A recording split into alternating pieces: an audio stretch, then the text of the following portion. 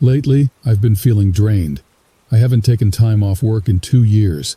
By some miracle, we just hired someone competent enough to take some of the workload off our small department. My boss suggested I use up some vacation time. I hated flying, so that limited my options. I didn't ski, so that narrowed down my choices to almost nothing. Was there really nothing local? Would I be doomed to spend 2 weeks doing nothing at my place? I started to mindlessly scroll through vacation suggestions at work. An ad for a cabin caught my eye. It was near the local ski resort, but wasn't attached to them. The photos made it look almost too good to be true. A massive cozy log cabin, empty and ready, waiting in the middle of a beautiful winter forest. And the price was good. I let myself think of sitting by a warm fire, reading the backlog of books I've had piling up for years. Since I had no better ideas, I booked the cabin. By the end of the week, I had my bags packed. Driving down the one-lane forest road wasn't as troublesome as I thought it was going to be. The cabin's address wasn't on my GPS. Thankfully, the road was a straight path to my destination. I expected to see some wildlife on the way. Not even a small bird flew between the trees during the entire ride. At least it was quiet.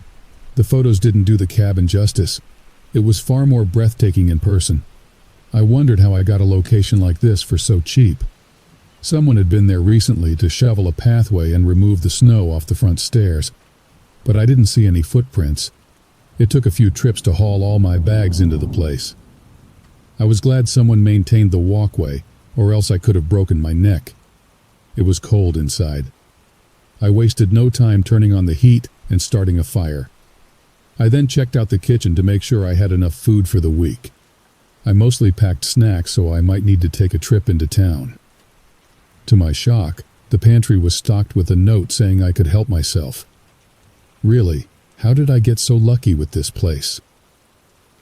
The drive hadn't been very long, and yet I collapsed on the couch in front of the fire.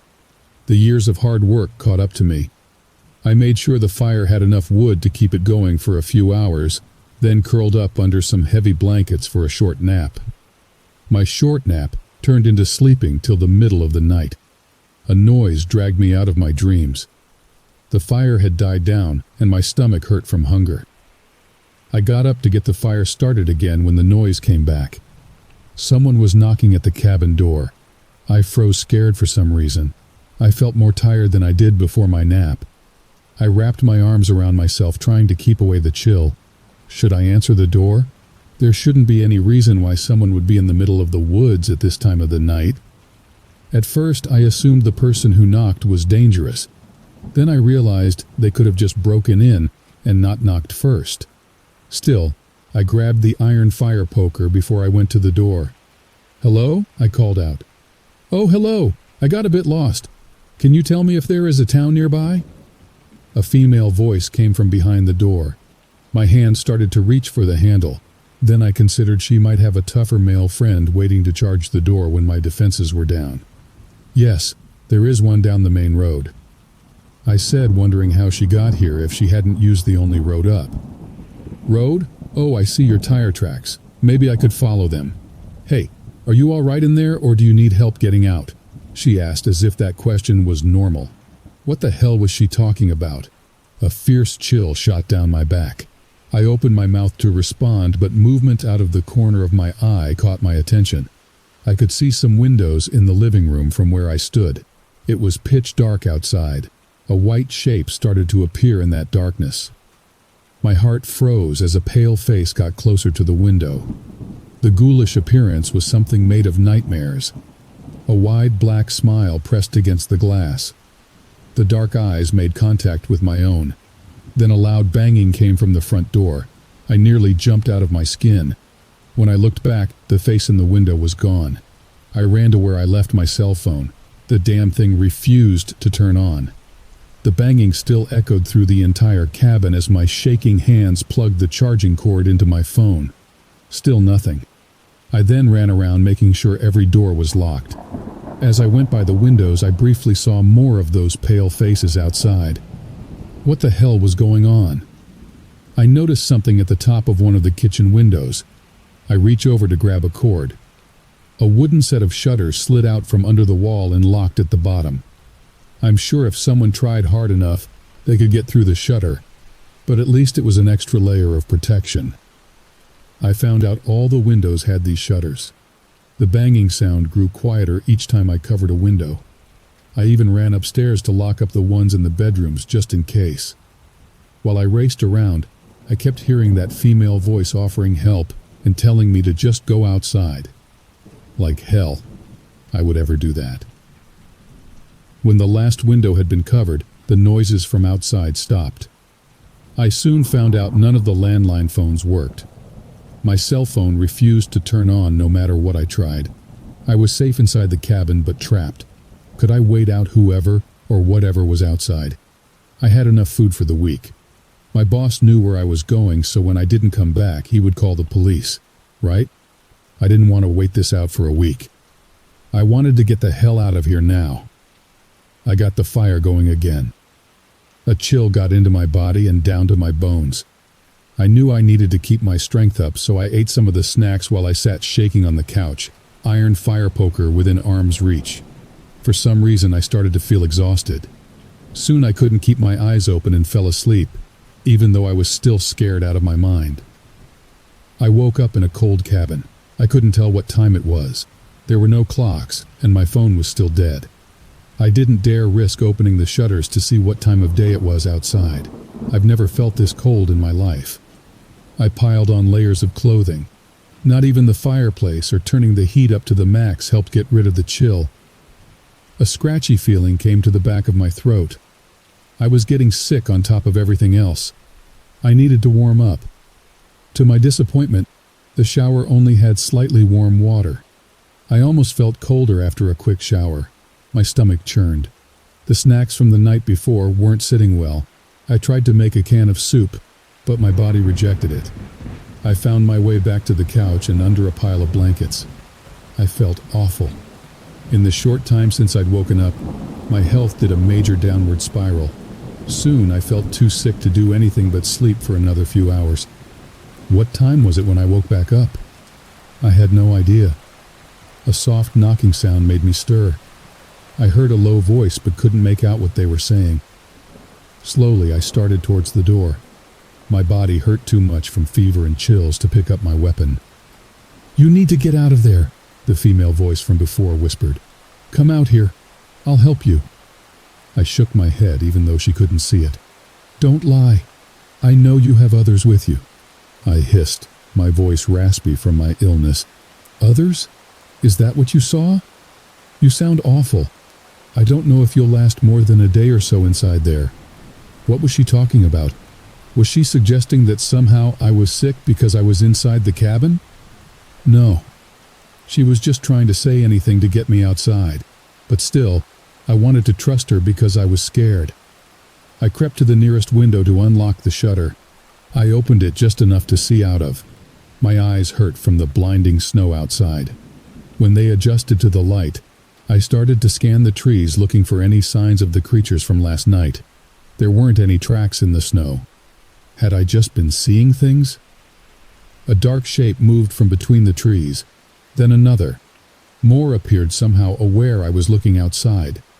Within seconds, countless twisted and misshapen human forms started to come from the forest. Some were dragged behind the bodies of animals they killed, the monsters' mouths covered with blood. If I went outside, I would be eaten next. Suddenly, a human face appeared just outside the window. A young woman with green eyes and red hair smiled at me. For a moment the fear left. She looked so friendly I almost considered going outside with her. Then her wide smile started to get wider. I slammed the shutter down, locking it. I didn't know what those monsters were, or why they hadn't gotten inside yet. For now, I was safe inside the cabin. The horrors were outside, and they needed to stay like that.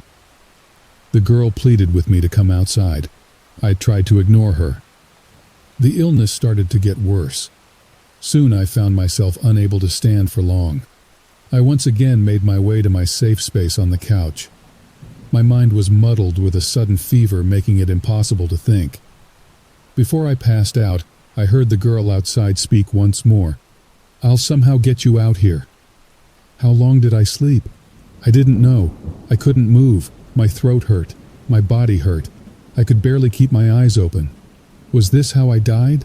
Alone in the middle of nowhere? I didn't even like cabins, so why did I come here? I could have read all those books at home. Another banging noise woke me. This time it was different. I also smelled smoke. But I didn't remember the last time I got up to add to the fire. A burst of energy came to my body as I stood up trying to understand what was happening. To my horror, I saw smoke pouring out from through the shutters. I quickly realized the cabin was on fire. The flames hadn't reached inside yet, but if I didn't get out soon, I would die from the smoke. I coughed, the air quickly becoming dense. I started to make my way to the front door, but then my body stopped. For some reason, I couldn't control my actions. A groaning sound came from the walls. It almost sounded like a scream. Tears stung my eyes as I was forced to watch my body move away from freedom. I ended up in the kitchen. Someone else was there. It was hard to see her full features because of the thick air. She was coughing as well. "Come on, you'll die in here," she shouted. The back door had been busted open. She held a large hammer in her hand, showing how she'd gotten in. I took a few steps closer, but my hand moved on its own. In one swift movement, I grabbed a knife off the counter and attacked her with it. She backed up, but I still sliced a deep cut across her left eye. I wanted to stop. I didn't want to hurt her.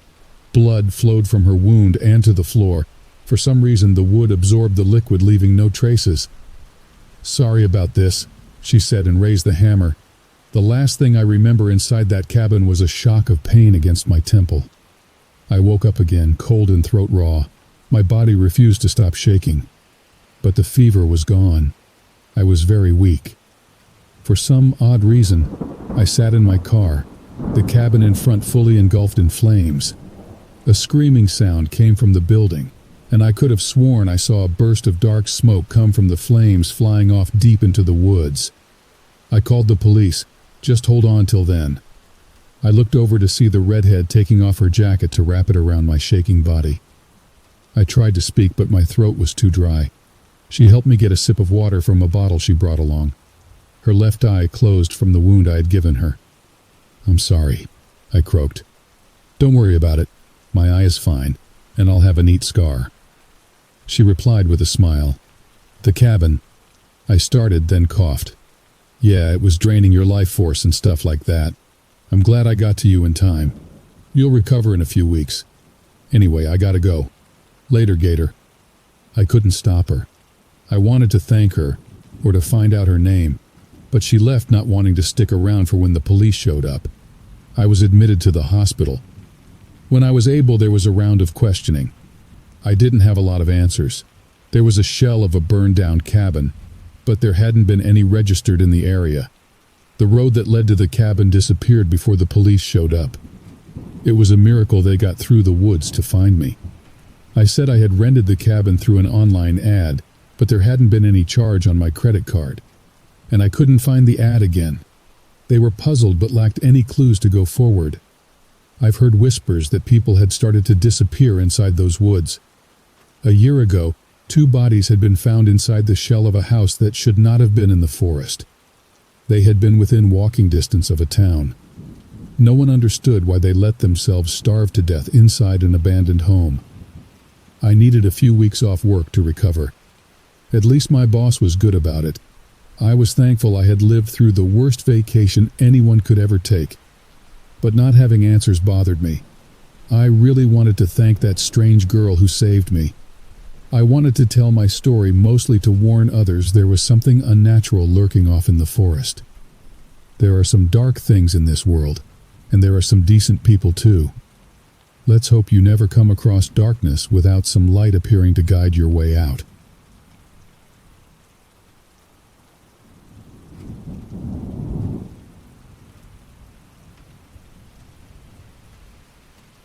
"Ah, smell that mountain air," Jan said. She took a deep breath that puffed out her chest, then launched into a foot-stomping coughing fit. "Bug," she said, and hacked into the grass. Sighing, I sat on a rock, swung my backpack off my shoulder, and dug out a granola bar. I tore the wrapper, peeled it like a banana, and took a bite. "Just face it," I said. "We're lost." Jan waved me off. "We're not lost." She put her hand to her forehead to cut out the glare of the midday sun and scanned the horizon. "Where are we then?" I asked. For a moment Jan didn't reply. "West," she said. "Oh, we're west?" I asked. We had been hiking since sunrise and I was sore and tired, so I was bitchy. Jan turned. "Yes," she said with a nod. She had no idea where we were and neither did I. Our compass broke 7 miles back, our phones had no service, and neither one of us could read a map to save our lives. How people ever used those things, I'll never know. "You're full of shit," I said, and took another bite. Sighing, because she knew I was right, Jan sat next to me and held her hand out. I gave her the granola bar, and she finished it off. It was late August, and we were hiking through the George Washington National Forest in western Virginia. We left Harrisonburg on the 20th, intending to cross the border into West Virginia, camp a few nights, and then head back. But our little foray into the wilderness had turned into such a disaster that we were both thinking of turning back just 4 days in. First, we lost half our supplies crossing a rushing river. Next, we both got poison ivy, and finally, a bear tried to eat us. That's not to mention the heat and bugs. "Remember what that guy at the gas station said?" Jan asked now. "The fat one with the rebel flag on his shirt?" Jan nodded. "Yeah, him." I thought for a minute. "Something about a curse, right?" "He said the woods were cursed," Jan said. "I think he was right." "Yeah," I said. "They probably are." I took out my canteen, unscrewed the lid, and took a gulp of warm, slimy water. I passed it to Jan and got to my feet. "Ready?" I asked. We set off and picked up the trail. Trees and tangles of vegetation flanked it on either side. The perfect place for snakes to hide. I kept my eye on them just in case, and let my mind wander. I was lost in thought when I caught a flash of movement from the corner of my eye. I whipped my head around just in time to see something step behind a tree. Its movement was too deliberate to be an animal. I stopped short, and Jan bumped into me. "What's wrong?" she asked. I nodded to the tree. It was about 500 feet away. "I saw something," I said, lowering my voice to a whisper. Jan craned her neck to see. "What?" "I don't know," I said. "I think it was a person." "A person?" Jan asked. "Out here?" "Yeah, out here." Jan made a face like I was lying. In typical Jan fashion, she cut right to the chase in the most direct way possible. "Hey, is someone out there?" Crows cawed in the distance. "See?" Jan asked. "Nothing." "Well, okay. The tree wasn't very wide around, so nothing could be hiding behind it. Maybe I was imagining things. Guess I'm seeing things," I muttered. We pressed on. The trees fell back from the path a little, and sunlight spilled through the waving green treetops.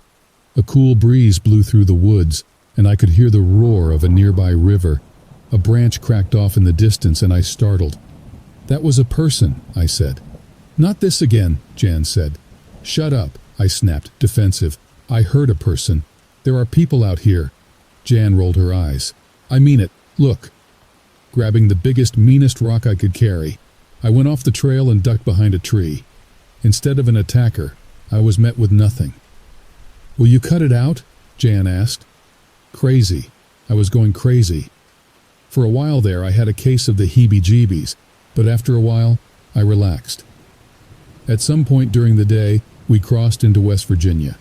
Just over the state line, we came to a fork in the path. One route was open and clear, the other overgrown.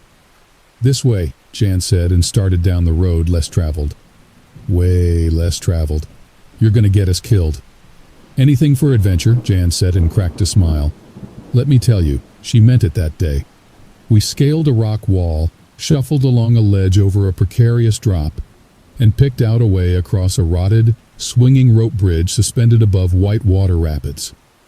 When we got to the other side of the river, we turned to look back at the other bank, and to our astonishment, some guy in bearskins ran up and hacked the ropes with an axe. The bridge went slack and then fell into the river. We tracked it with our eyes and then looked back at the man. He put his thumb against his nose, wiggled his fingers, and then bounded off like a merry prankster.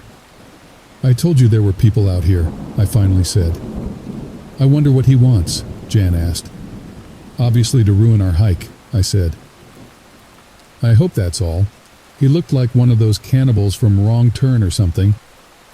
We started up the trail again. "I don't know," I said. "He looked pretty normal, except for the pelts." "Yeah, that's a dead giveaway that something's wrong." For about an hour, we followed the path aimlessly. We had just emerged into a clearing when someone called out behind us. We turned and froze. 3 men in plain homespun clothes and with big beards were aiming rifles at us. My heart sank into the pit of my stomach, and Jan went pale. "Y'all don't move," one of them said and licked his lips. He looked nervous. Another one came forward, and that's when I realized it wasn't rifles they were holding. It was muskets. Or is that we're muskets? IDK. I failed English. The men tied our hands behind our backs and marched us through the clearing, laughing and joking about their prize catch. "Wait till Colonel Parker sees this. He's gonna promote us for sure." "Who's Colonel Parker?" Jan asked. "You gon' see," one said in a thick drawl. 15 minutes later, we came into a camp by a bend in the river. A half-dozen tents faced each other in 2 ranks, and cauldrons bubbled over low, smoky fires. A few men sat around not doing much of anything, and when they saw me and Jan, they came alive. They gawked at us like they had never seen 2 women on a hike, and I chafed under their gazes.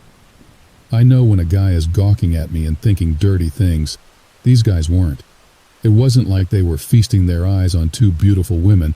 It's like they were seeing a unicorn after a long, long time looking for one. Our captors pushed us into the largest tent, and a man in a gray officer's uniform with brass buttons looked up from a map. He saw us and exploded to his feet. "Yeehaw, thank God you finally found some women folk." He took off his hat and gave it a hearty wave. "What's this about?" I asked. "Are you going to rape us? Eat us?" Colonel Parker raised one bushy white eyebrow. "What?" I asked. "That's what you rednecks usually do." He laughed, and so too did his underlings. "Allow me to introduce myself," he said when the laughs had passed. "My name is Colonel Angus T. Parker, 1st Virginia." "1st Virginia?" I asked. "Like Civil War?" "I reckon you can call it that," Colonel Parker said. Jan and I looked at each other. "Nice try, buddy," I said.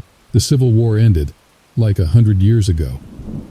Colonel Parker sighed and hung his head. "Not for the lost Virginia, it didn't." "What's that?" I asked. "It's us," he said. "Me and my men."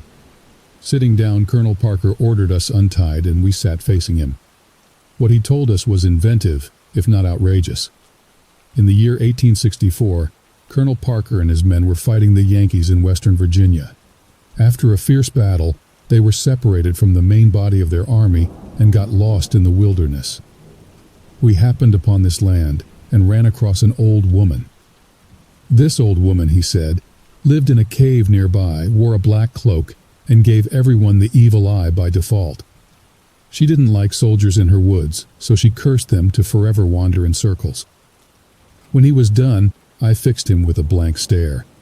"Nice story, Stephen King, but I'm not buying it." "It's a little hard to believe," Jan agreed. Colonel Parker nodded. "I figured you'd say that." He picked up an old pistol with a long barrel, aimed at one of the men behind us, and fired. The report was deafening in the confined space, and smoke filled the air. The bullet punched one of the men in the chest and knocked him down. He moaned in pain, and Jan and I both gasped in shock. "Show him your wound." The man got woozily to his feet, came over, and lifted his shirt. There was a hole just above his heart. It did not bleed. "Believe us now?" Colonel Parker asked. Jan and I looked at each other. "Okay," I said. "Let's say you're for real. Why don't you just go kill the witch? Pretty sure that'll break the curse." A look of revulsion flickered across the old man's face. "A gentleman doesn't murder a lady in cold blood." He spun the pistol around and pushed it across the table. "That's why I'm making you do it." Excuse me?" I asked. Colonel Parker waited. "I'm not much of a killer," I said. And Jan is a pacifist, so, yeah, this isn't going to happen. Colonel Parker nodded to his men. They came forward and grabbed Jan, yanking her to her feet. "You'll kill the witch," Colonel Parker told me, "or your friend is joining our lost march." And that's how I came to be sneaking through the forest with a 500-year-old colt and mud smeared all over my face and arms. Colonel Parker claimed that covering myself in elemental Mother Earth would block the witch from being able to smell me and read my mind, but I kinda think he was trolling me. "Watch out for the woodsman," he said before I left. The woodsman was the witch's manservant. He pranced around doing his mistress's bidding and pulling mean-spirited pranks when he wasn't on the clock. I didn't know when or where I would encounter him, but it didn't take long. I caught flashes of him from the corner of my eye and heard him slinking through the brush. My heart raced, and my grip tightened on the gun. Every time I turned to face him, he was gone, and once I heard his booming laughter when I stepped in a mud patch and lost a shoe. "It's not funny," I screamed. I was hot, tired, and some serious supernatural stuff was happening. I was not in the mood for fun and games. When I was close to the cave Colonel Parker had directed me to, the woodsman got bolder. He jumped out of tall trees, landed behind me, and scurried away giggling. Once something hit me in the back of the head and knocked me down. "Tehey!" he cried. I was getting really sick of him. Finally I devised a plan. I pretended to fall down and clutched my ankle. "I am hurt," I said loudly in my best impression of a wooden post, "and at my most vulnerable. I hope no one pranks me." I waited a moment, then whipped around to find the woodsman creeping up on me. I aimed the gun at him, and he halted in his tracks. "I'll stop," he said. Getting to my feet, I jabbed the gun at him. "Not so funny now, hey?" he started to cry. "Give me your clothes." 5 minutes later, I left him curled up and crying on the forest floor. His bearskin thingamabob stank to high heaven, but it would do the trick. I found the old woman's cave high on a hillside. She was standing by the mouth and sweeping with a broom when I walked up, head down. "About time you came back," she said. "Your supper is getting warm." Inside, the cave was cozily decorated with cast-off junk that the witch had made into furniture. A table sat in the middle of the space. When I saw the roadkill on the plate, my stomach turned. The old woman hobbled in, saw me, and narrowed her eyes. "You're not the woodsman. Who are you?" It was now or never, and I wished it was never. I spun and aimed the gun at her. She saw it and arched her brow. "Ah, you be trying to kill me?" she said. "I don't wanna," I said. "But if I don't, those rebels are gonna keep Jan forever." The old woman laughed. "That thing won't hurt me, lass. I'm Satan's whore." She threw herself at me and I fired. The round smashed into her stomach and drove her back with an oof. She hit the wall and slid down, leaving a trail of green slime in her wake. Her eyes turned green and reptilian, and a forked tongue shot from her mouth. "No," she hissed. "Silver." She gave up the ghost with a wet death rattle, and I sighed. It didn't feel good killing someone, or something. Heavy-hearted, I walked back to the camp, pausing to lay the bearskin over the skeleton that had been the woodsman. Back at camp, skeletons in rags lay here and there. I found Jan with Colonel Parker's head in her lap. He had aged 100 years since I left. His cheeks were sunken, his body gaunt, and his eyes milky white. "Thank you," he said with his final breath. Slowly he turned to powder and blew away on the wind. Jan looked traumatized. I helped her up and we walked away. "You know," Jan said, "that was a really fun hike. We should do it again sometime." "No," I said. "Oh, come on," Jan countered. "Those guys were actually really nice. They taught me to play cards." It's been almost 6 months and Jan still won't shut up about going on another hike.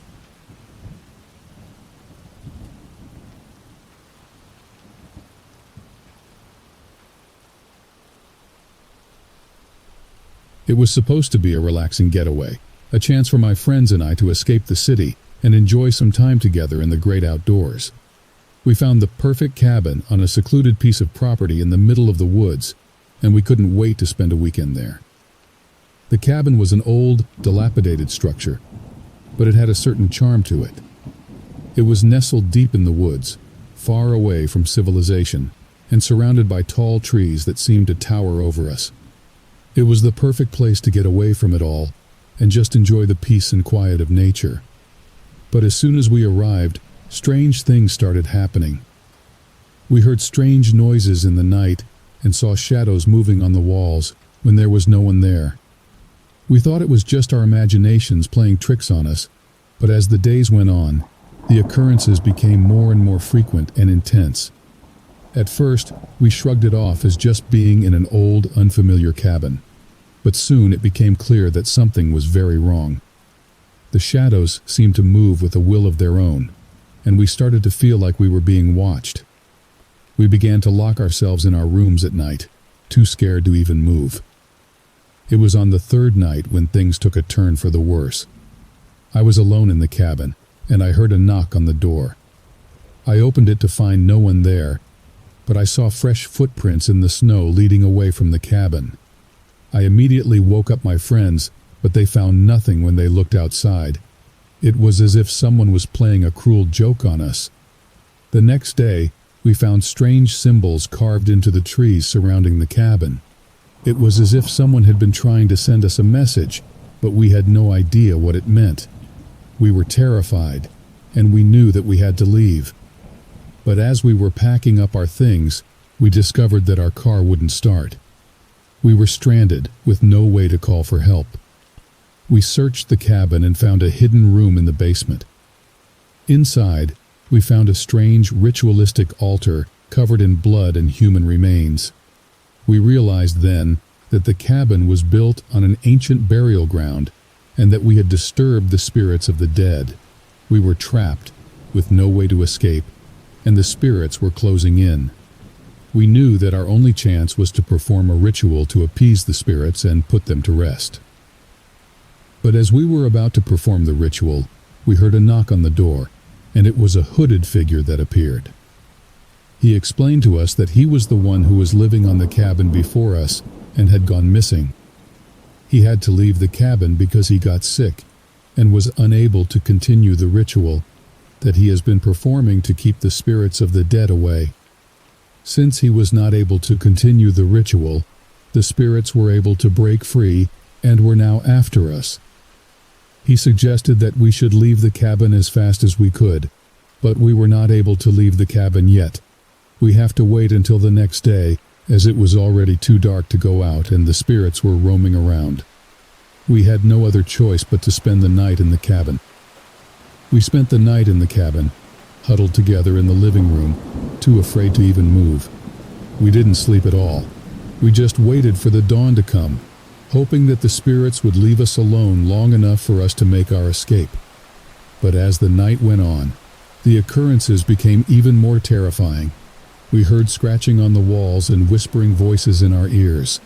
We were convinced that the spirits were trying to claim us for themselves. As morning finally came, we grabbed our things and prepared to leave. The hooded figure had warned us that we would have to perform a ritual to pass through the spirits safely. So, we gathered all the materials we could find and performed the ritual, hoping it would be enough to protect us. We opened the door and stepped out into the cold morning air. At first, everything seemed normal, but as we began to make our way down the path leading away from the cabin, we started to feel a sense of dread creeping over us. The spirits were all around us, watching and waiting. We were in a state of complete panic as we stumbled through the woods, trying to find our way to safety. We could hear the spirits all around us, closing in, and we knew that they were angry. They were furious that we had disturbed their resting place and were determined to make us pay. We were running as fast as we could, but we knew it wouldn't be enough. The spirits were gaining on us, and we could feel their cold breath on our necks. We were so close to the main road, but it felt like it was miles away. Just as we were about to give up hope, we saw a car in the distance. We ran towards it, waving our arms and yelling for help. The car slowed down and stopped, and we got into the back seat, tears streaming down our faces. The driver looked back at us and asked, "Are you okay? What happened?" We told him about the cabin in the woods and the spirits that were chasing us. He listened with a look of concern on his face, and when we finished, he started the car and got us out of there. We never spoke of that cabin again, but the memory of it still haunts us to this day. We all have had nightmares of the cabin and the spirits, and we can't shake the feeling that they're still out there, waiting for us to return.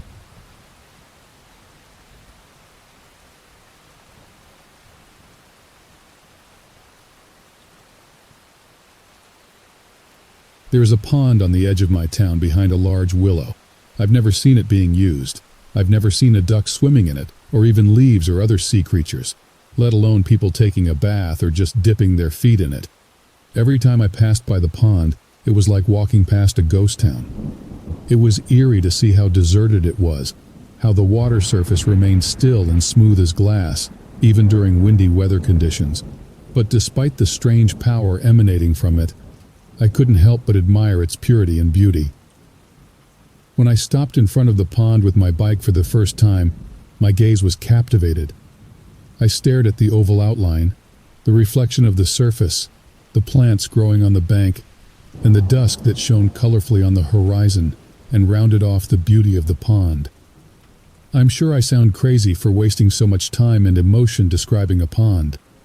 Even my parents thought I was crazy when I raved about it one night at the dinner table.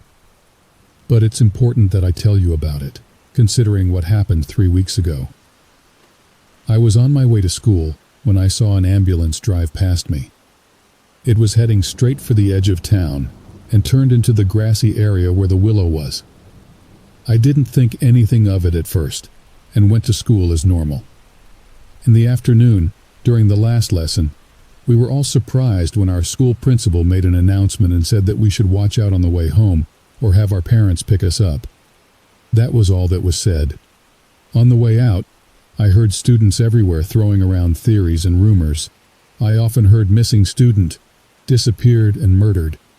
But there were also really nonsensical things, so I didn't pay any attention to them at first. My father came and picked me up just to be sure. I was surprised because he was still supposed to be at work and would only pick me up in the worst-case scenario. However, I dismissed it as a good gesture from a parent and didn't think much of it. I was a little worried about my girlfriend, Rachel, though, because she would probably expect me to take her home. But my father insisted that I get into the car without arguing. I did as I was told. When I brought up the subject of the principal's announcement at the dinner table that evening, everyone suddenly became quiet. My parents looked at each other worriedly. I sat up curiously and asked, "Do you know more about it? Does it have something to do with the ambulance this morning?" My mother sipped her tea and said, "It turns out that student from your school went missing this morning.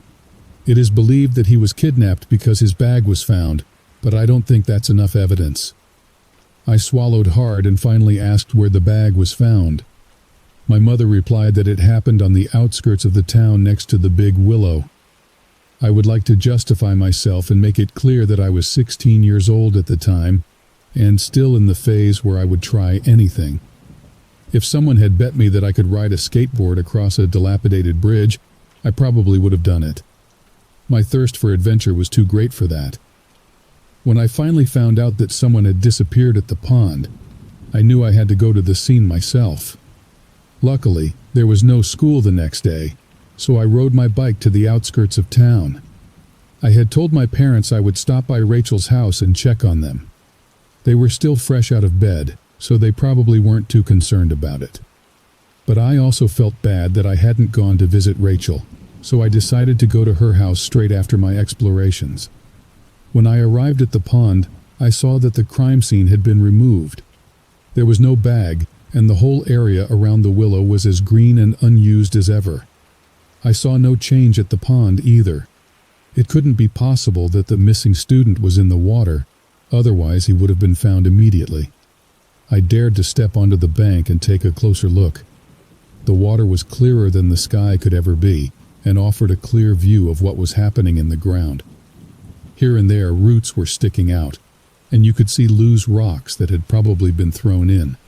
Otherwise, the entire ground was just sand like in a desert, wavy, hilly, and smooth, almost untouched. The view of the pond was simply majestic. I had the urge to reach in and see if the water would feel as great on my skin, but I was stopped by a loud scream in the background. I pulled my hand away and turned around. A person emerged from behind the willow. She was about my age, well-dressed, and her brown hair looked like she had been combing it 100 times non-stop. Rachel. She came straight up to me and raised her finger like a strict teacher. "Where have you been yesterday? A classmate went missing and I had to walk home alone? Is that how you treat your girlfriend?" Rachel has always been very hot-tempered and could be quite bossy, but at that moment I was overcome with shame. I really should have gone to see her the day before and walked her home. I really didn't know what I was thinking. I apologized to Rachel and was about to embrace her, but she pushed me away. "You can make it up to me by taking me home now, but first, you stop at the mall and get me something." I nodded vigorously and promised to make it up to her. I hated acting like that, but Rachel just had this power that made you feel bad for yourself. My mother had brought it up to me once, but I didn't want to listen to her because I had just gotten together with Rachel, and I was head over heels in love with her. "What are you even doing here?" Rachel asked. I had completely forgotten why I was here at that moment, but I didn't want to tell her about the connection I possibly found between the pond and the missing student, because she would think I was crazy. So I just told her that I was here to feed the ducks. Rachel laughed. "There aren't even ducks here. This pond has been just a decoration for ages, so the lawn doesn't look so deserted." "But it's so beautiful. You have to look at it and see how clear it is," I said, a little too excited for my liking. Rachel eyed me confusedly too. Without raising her eyebrows any further, I instead took her hand and led her to the shore. I asked her to take a look, which she did. "Don't you see how clear the water is? As if you're looking into a portal where a beautiful desert landscape is visible, right?" I thought Rachel would at least understand what I was trying to say, or just shrug her shoulders and leave, but her reaction was more than surprising.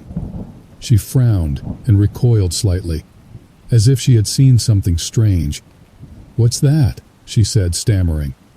Then she looked at me. "Is this some kind of joke?" I stood there, rooted to the spot, feeling guilty for some reason. I knew it was just Rachel's persuasive ability to make me feel bad, but I was genuinely curious as to what she was getting at. "Can't you see that?" she asked, louder this time. I did as she told me and looked into the water too, albeit a little hesitantly, eager to see what had frightened her so much. But I saw nothing. Just the clear water with the sandy bottom. I told Rachel I didn't see anything, and she hit me on the head. "Don't act like that. Of course you can see it." She turned back to the surface and screamed at her own reflection. "No, stop that. I've said you must stop. Now." I felt a mixture of confusion and panic. I really didn't know what Rachel was doing, but at that moment, all I cared about was her well-being.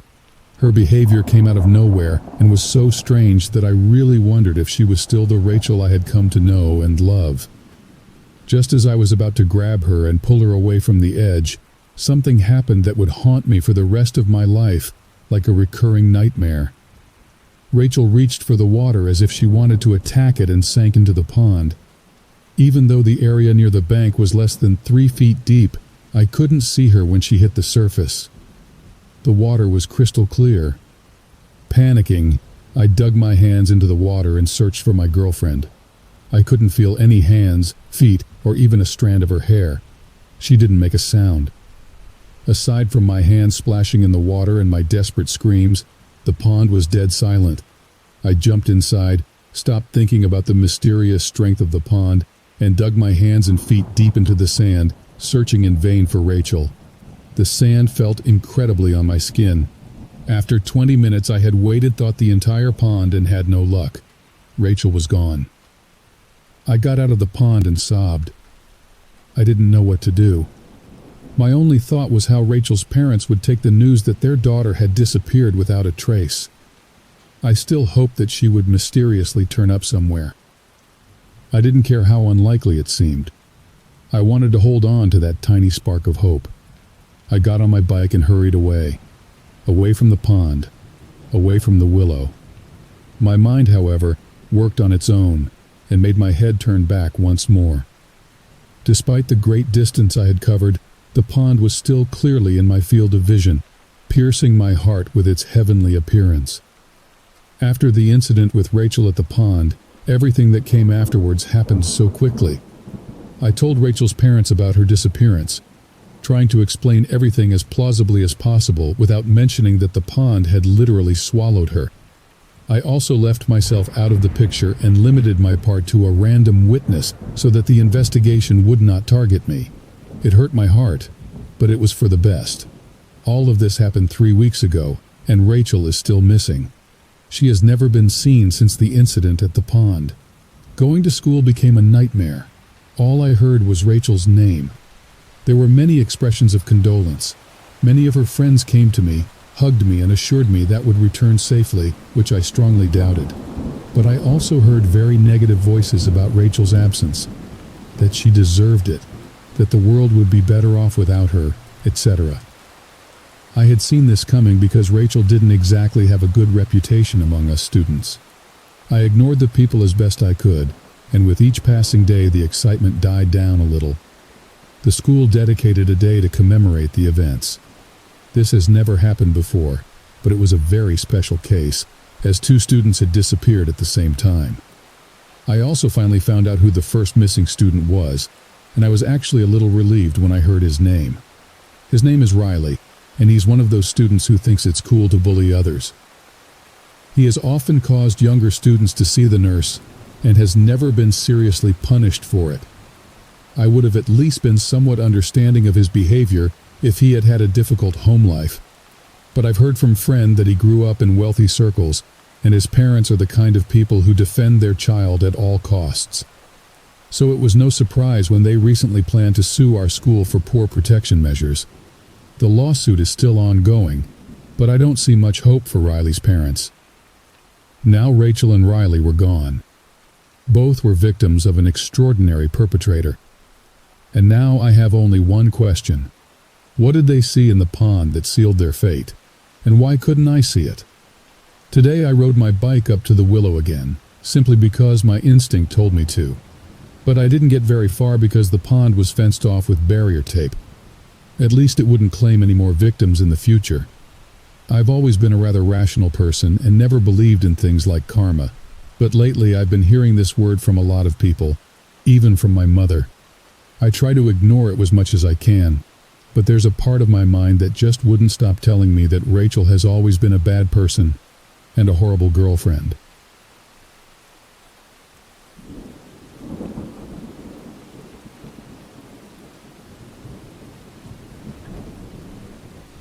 I've always been a skeptic. Ghosts, demons, monsters, all just products of overactive imaginations, right? That's what I used to think until last fall when I went camping with a friend in a remote forest. We were looking for an escape from our busy lives and figured a weekend in the wilderness would be perfect. We arrived at the campsite late in the afternoon, set up our tent, and gathered wood for a fire. As night fell, the forest grew eerily quiet. We talked and laughed around the fire, but as the hours passed, an unsettling feeling crept over me. I couldn't shake the sensation of being watched. Around midnight, we decided to turn in. My friend was out like a light, but I lay awake, staring at the tent's ceiling. That's when I heard it, a rustling just outside the tent. At first, I thought it was an animal, but then I heard a low, guttural whisper, mimicking my friend's voice, calling my name. I shook my friend awake, heart pounding. "Did you hear that?" I whispered. My friend listened for a moment, then shrugged it off as my imagination. But I knew what I heard. Determined to prove I wasn't crazy, I grabbed a flashlight and unzipped the tent. The beam of light cut through the darkness, revealing nothing but trees and shadows. I stepped out, scanning the area, but everything seemed normal. I was about to turn back when I saw movement out of the corner of my eye. I swung the flashlight around and froze. There, at the edge of the clearing, stood a figure. It looked like my friend, but something was off. The movements were jerky, unnatural, and the eyes, those eyes were empty. void of any humanity. The figure smiled, a chilling, predatory smile, and then it spoke in a distorted version of my friend's voice, calling my name again. Panic set in. I stumbled back into the tent and zipped it up, my hands shaking. I told my friend what I saw, but they insisted I was just tired and seeing things. Reluctantly, I lay back down, every sound outside now amplified in my mind. The next morning, we decided to cut the trip short. As we packed up, I couldn't shake the feeling of being watched. We left the forest, and I tried to forget what I saw, convincing myself it was a hallucination. Weeks later, I was at home when I heard a knock on my door. I opened it to find my friend standing there, looking exhausted and terrified. They told me they had seen the same figure outside their window, mimicking my voice, calling their name. It followed them home. We decided to research what we encountered and came across stories about skinwalkers, creatures from Native American legends that could mimic voices and appearances to lure victims. The descriptions matched our experiences perfectly. Then came the twist I never saw coming.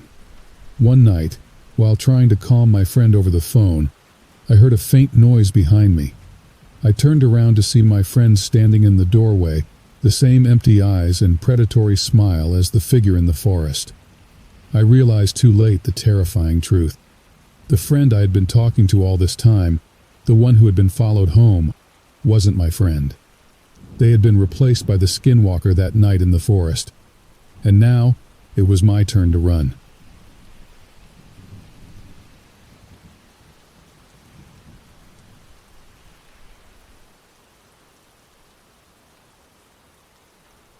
My friends and I used to wander into the dark woods at night, wielding little more than our flashlights and overactive imaginations. It was the surge of adrenaline we needed, gained from harmless, non-existent horror. Lucky for us, there was a forest bordering our neighborhood. It was full of ancient trees that creaked in the wind. Our parents had often warned us about entering the woods, claiming the trees would fall due to the weakest gust of wind. Of course, their warnings fell on deaf ears. We were young and felt invincible. Though we pretended to be brave, we usually didn't get far into the darkness of the woods before cowering in fear. Each time, we'd mark how far we'd gotten before giving up. And each time we set out on a new adventure, we promised each other to break the record. Our last journey occurred on the 29th of October, 2012. Liam and Frank were my best friends. Together, we ventured deeper into the woods than we ever had before. Liam, being a year older, always pretended to have all the experience in the world. He'd hide in the bushes a few yards ahead and jump out in pathetic attempts at scaring us. Before long, we'd reached the furthest point we'd previously reached. 9th of April 2012, it read. We kept walking, proud that we'd reached a new milestone. Shortly after, we noticed something in the darkness, contrasting starkly to the trees around it. "Hey, what's that?" Liam asked. "I don't know, let's check it out," I basically yelled in response. As we got closer, we realized it was an old bunker. While it was a cool discovery, it wasn't that uncommon in our country. There were still thousands of concrete bunkers remaining after World War II. Still, we were excited to explore our new findings. Inside, it was rid of any equipment. All it contained was a hole in the middle, with a spiral staircase stretching deep into the ground. "Let's climb down," Liam suggested. I don't know," Frank stuttered. "It doesn't seem like a good idea. The stairs might break and trap us inside." "You're just scared, admit it," Liam teased back. Not willing to admit our nervousness, Frank and I agreed to follow him down the stairs. The stairs themselves were made from metal. Though they felt solid enough, they produced loud, echoing sounds with each step down towards the bottom. After a minute without the end in sight, I started to get scared. "How deep down does this go?" I asked. In response, Liam took Frank's flashlight and dropped it down the middle of the staircase. It fell, deep into the darkness. "Holy crap, I can't even see it anymore." "We need to go back. It's too far down," Frank said nervously. "No way, we need to see where this leads." A short argument ensued, After some pushing, Frank gave in, and we kept going down. It took us more than 10 minutes just to descend the staircase. As we got further down, it progressively kept getting warmer and more humid. I could feel the sweat form on my face as we reached the bottom. Once down, we found a large room. It contained little more than a locked door, mold-covered floors, and the broken flashlight Liam had dropped down. "It's locked.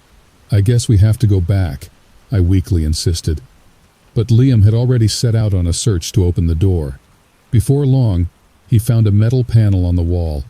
He pried it open to reveal a lever.